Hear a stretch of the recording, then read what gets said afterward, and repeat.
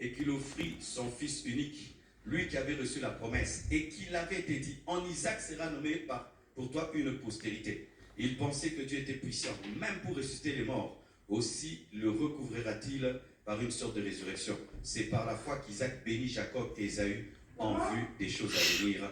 La foi t'amène à bénir tes enfants et dire tu seras riche, tu seras un grand homme de Dieu, tu seras une grande femme, tu te distingueras sur la terre. Les papas de foi ne maudissent pas les enfants, ils bénissent les enfants. Un papa qui à la fin ne dit jamais à son enfant tu es bête. Un papa qui à la fois dit à son enfant tu es très intelligent. Un enfant qui à la fin ne dit jamais à sa fille tu es laide.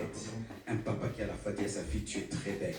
Un papa qui à la fois ne dit jamais à ses enfants vous serez des échecs, mais il dit qu'ils réussiront. Bénissez vos enfants. Bénissez vos enfants. Bénissez vos enfants.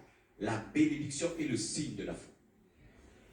Bénir un homme pour le futur est un signe de foi.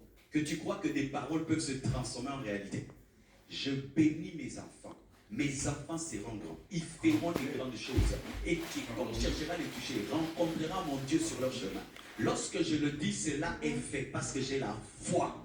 Les hommes de foi bénissent les enfants, mais les maudissent pas. Alléluia. C'est par la foi. C'est par la foi que Joseph, mourant, fit mention de sa sortie, la sortie des fils d'Israël, et qui donna des ordres au sujet de ses os. Il a vu au-delà de la vie. Il a cru qu'après lui, les choses se passeront. La foi ne voit pas que le présent, la foi voit l'éternité. La foi voit les choses qui se passeront lorsque tu partiras. Tu ne peux donner des ordres sur tes os que si tu crois qu'ils sortiront. C'est-à-dire que pendant qu'il mourra en Égypte, il croyait que Moïse viendra. La foi voit Moïse alors qu'il n'est pas encore né. La foi voit l'accomplissement de la promesse même si la réalité la contredit. Il est en train de mourir dans une terre étrangère, mais il annonce que vous sortirez. Et lorsque vous sortirez, sortez avec moi. Un homme de foi ne parle jamais négativement. Même si les réalités sont contraires, il conserve ce que Dieu lui a dit. Vous sortirez. Et lorsque vous sortirez, sortez avec moi. Même avec mes os, mais sortez avec moi. Enterrez-moi en Canaan. Il croyait tellement que Dieu est puissant qu'il savait que même s'il mourait, Dieu n'est pas mort et la promesse n'est pas morte. Et qu'elle finira par s'accomplir.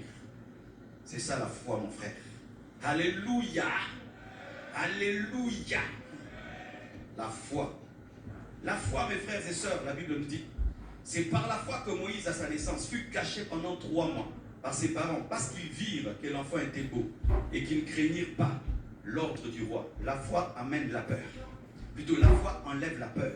Lorsque tu as la foi, tu ne crains pas. Ils n'ont pas cru Pharaon. Ils n'ont pas craint Pharaon. Pharaon, c'était qui? C'était le Donald Trump de leur temps, ou bien le Biden de leur temps. Ils n'ont pas cru. Ils n'ont pas eu peur de l'homme le plus puissant de la terre. Pourquoi? Parce qu'ils savaient qu'ils croyaient au roi des rois. Un homme de foi n'a pas peur. Un homme de foi n'a pas peur. Un homme de foi n'a pas peur. Si la peur est la caractéristique de ta vie, tu n'as pas de foi. Si tu es reconnu comme un peureux, tu n'as pas de foi. Les hommes de foi n'ont pas peur. Les hommes de foi sont des courageux. On dit qu'on va tuer les premiers-nés. Non, on ne va pas le tuer. Non, on va le garder. Pourquoi? Parce que nous, on refuse. On ne va pas obéir. La foi aussi amène à la désobéissance. Oui, oui, oui. La foi amène aussi à la révolution, à la désobéissance. Le roi dit qu'il va tuer et dit qu'il ne va pas tuer. Pourquoi? Il est beau, il a un avenir. Et heureusement qu'ils ne l'ont pas tué, c'était Moïse. Ne tue pas Moïse parce que Pharaon dit de le tuer. Ne tue pas Moïse parce que Pharaon dit de le tuer. Apprends à écouter ta foi et n'aie pas peur. Et n'aie pas peur et garde ce qui est à toi. La foi t'amène à aller des fois en contradiction par rapport à tout ce que tout le monde fait. La foi t'amène des fois à défier la loi des hommes, à t'opposer à la loi des hommes, à t'opposer à la loi des hommes. La foi. Une chose peut être promulguée, mais elle est contre la foi. Un homme de foi refuse d'obéir. C'est aussi la parole. Et, alléluia. Et la Bible nous dit, au verset 22, c'est par la foi qu'il quitta l'Égypte sans être effrayé de la colère du roi.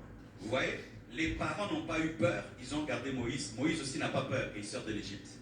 Les hommes de foi peuvent communiquer la foi. C'est pourquoi vous remarquez qu'au Nigeria, les gens ont la foi. Pourquoi? Ils sont entourés des pères de foi.